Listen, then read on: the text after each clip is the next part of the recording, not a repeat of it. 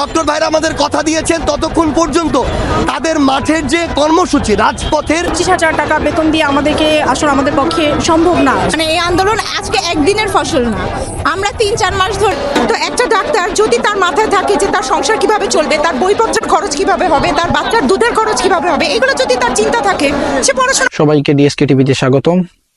যুক্ত হয়েছি আমি শামসুল আলম।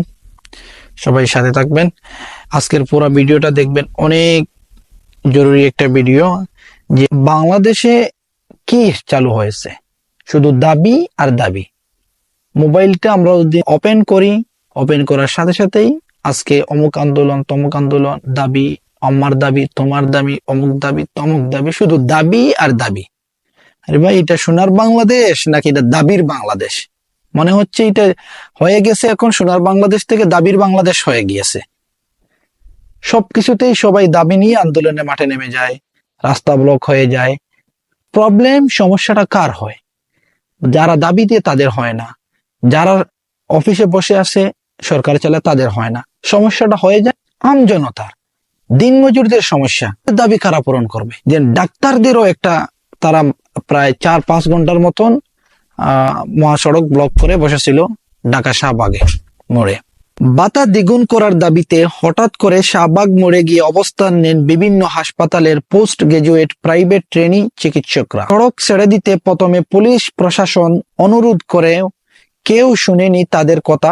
সন্ধ্যায় সার্জিস আলমের অনুরোধে সড়ক ছাড়লেও কর্মবিরোধী কথা জানিয়েছেন ট্রেনিং চিকিৎসকরা। কথা হচ্ছে সার্জিস আলম। এই সার্জিস আলমকে আমি নিজেও চিনতাম না, বা আপনি অনেকেই চিনত না।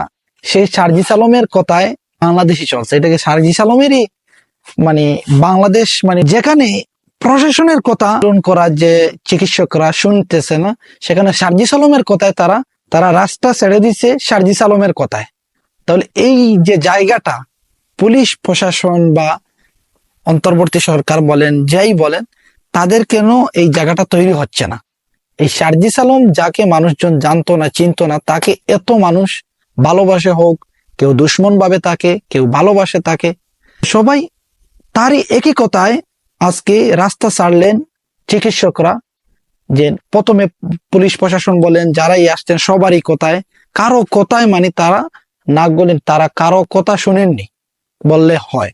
শুধু সার্জিস আলম হওয়ার পরে, তাদেরকে অনুরোধ করার পর সার্জিস আলমের কথায় তারা রাস্তা ছাড়েছেন, বা যে রাস্তা অবরোধ করেছিলেন সেই রাস্তাটা অবরোধ তুলে নিয়েছেন। দাবি তাদের একটাই, তবে দীর্ঘদিন প্রায় 3 বছরের বিভিন্ন সময়ে ভাতা বৃদ্ধির দাবিতে দফায় দফায় আন্দোলন করেছেন বিভিন্ন সরকারি হাসপাতালে কর্মরত ট্রেনি চিকিৎসকরা, যদিও তা পূরণ হয়নি।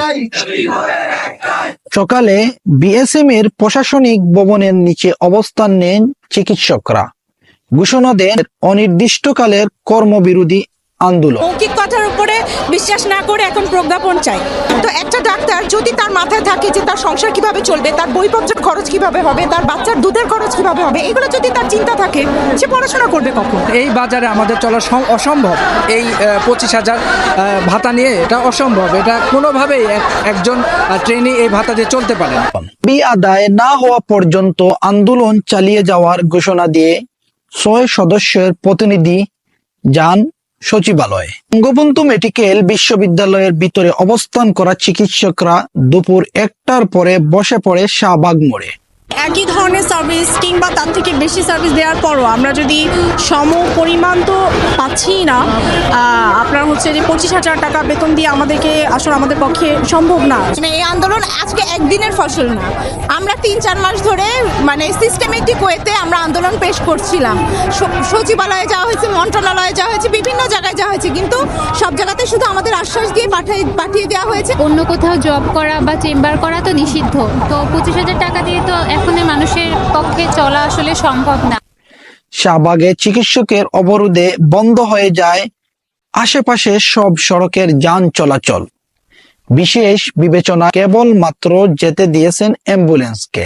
দীর্ঘ সময় বসে থেকে কোনো উপায় না পেয়ে গন্তব্য রওনা দেন বিভিন্ন গাড়িতে থাকা যাত্রীরা। বাংলাদেশে অবরোধ ভাই বন্ধ হয় না, সবসময় অবরোধ থাকেই, হরতাল মিছিল মিটিং এটা থাকেই। আমাদের যারা ড্রাইভার আছে তাদের দেখেন কতটা ভোগান্তি হচ্ছে। জরুরি কাজের জন্য এখন যাব, এই জন্য একটু কষ্ট হচ্ছে, সাময়িকভাবে একটু কষ্ট হচ্ছে। সচিবালয়ের প্রতিনিধি দল ফেরার পর তারা জানান স্বাস্থ্য মন্ত্রণালয়ে 48 ঘন্টার সময় চেয়েছে, তবে সেই সময় তারা দিতে নারাজ। খানিক সময়ের পরে শাহবাগ মোড়ে আসেন বিশ্ববিদ্যালয়ের ভিসি, দাবির সাথে সম্মতি জানিয়ে রাস্তা ছেড়ে দেওয়ার অনুরোধ জানান, তবেও মন গলেনি কারো। বিশ্ববিদ্যালয়ের ভাইস চ্যান্সেলর হিসেবে আপনাদের পক্ষে কথা বলার জন্য আমি এখনই আবার যাব মন্ত্রণালয়ে। আমরা আশা করি যে আপনাদের দাবি পূরণ হবে, আমরা আশা করছি যে আপনাদের দাবি পূরণ হবে। এটার জন্য আজকে সকালেও আপনারা বুঝেছেন, আমরা আজকে আবার যাব আপনাদের পক্ষে কথা বলার জন্য। আমরা আশাবাদী আপনারা একটু সময় দেন আমাদেরকে। ঘন্টা খানিক পর চিকিৎসকদের সঙ্গে দেখা করতে সার্জিস আলম, তারপর আহ্বানে অবশেষে নমনীয় চিকিৎসকরা।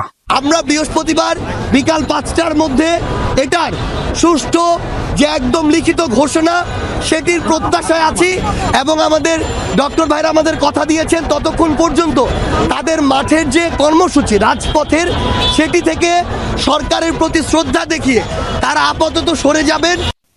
তবে সড়ক ছেড়ে দিলেও কর্মবিরতি চালিয়ে যাওয়ার ঘোষণা দেন আন্দোলনরত চিকিৎসকরা।